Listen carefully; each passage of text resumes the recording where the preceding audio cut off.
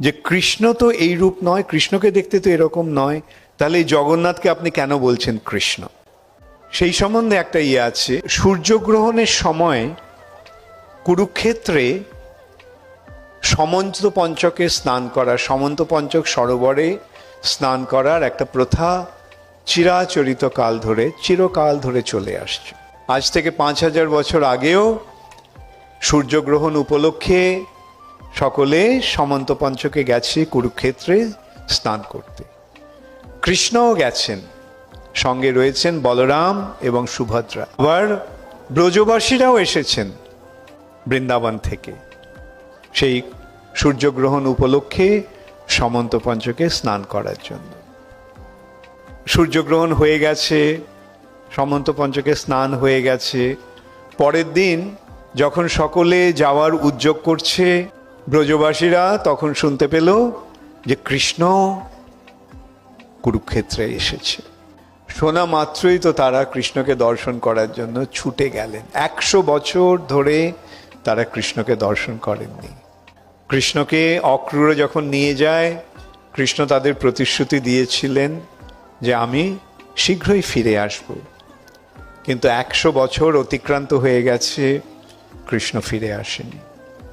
তখন যে ব্রজবাসীদের কি অবস্থা হয়েছিল তার বর্ণনা আমাদের শাস্ত্রে রয়েছে, বিশেষ করে শ্রীমদ্ ভাগবতে খুব সুন্দরভাবে রয়েছে। ব্রজ গোপিকারা তারা নিমেষ মাত্র কৃষ্ণের অদর্শন সহ্য করতে পারত না।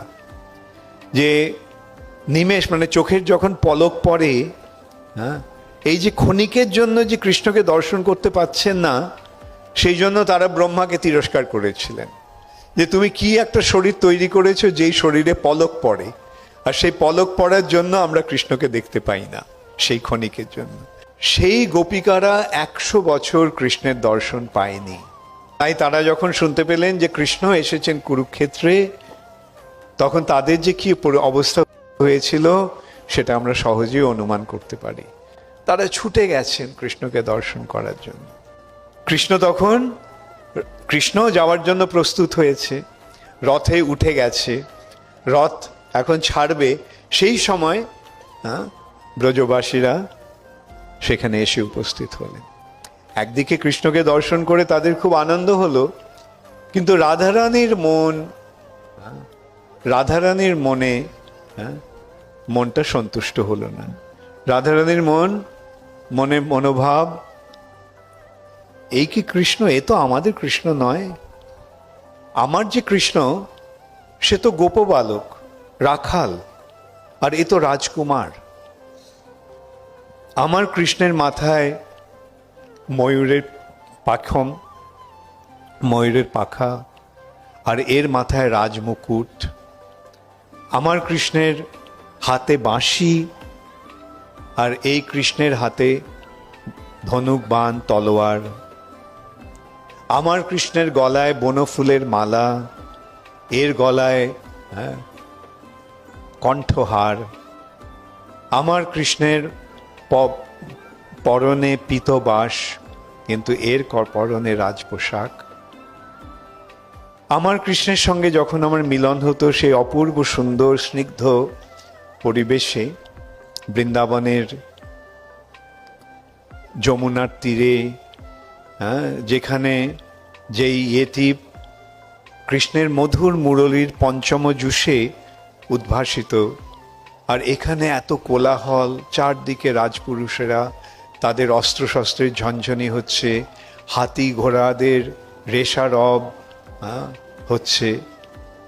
রাধারানীর মন ভরল না। রাধারানী যেন বিফল মনোরথ হয়েছেন। সেটা দেখে ব্রজবাসীরা তখন কি করলেন?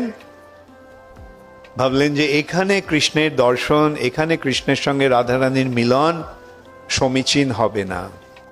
তাই তারা কৃষ্ণের রথ, ঘোড়া শহর কৃষ্ণের রথ ধরে টানতে টানতে সেই রথ নিয়ে চললেন বৃন্দাবনের দিকে।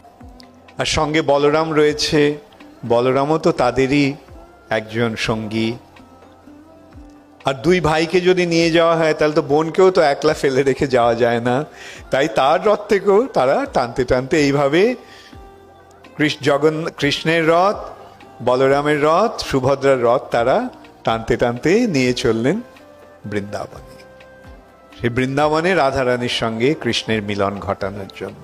আর এদিকে কৃষ্ণ এত দীর্ঘকাল পরে এই ব্রজবাসীদের, তার অন্তরঙ্গ সঙ্গীদের দর্শন করে তারও এত আনন্দ হলো যে তার মুখ এক অপূর্ব সুন্দর হাসিতে উদ্ভাসিত হলো, তার চোখ দুটি পূর্ণ বিকশিত পদ্মের মতো প্রস্ফুটিত হলো এবং তার হাত দুটি প্রসারিত হলো তার সেই ভক্তদের আলিঙ্গন করার উদ্দেশ্যে।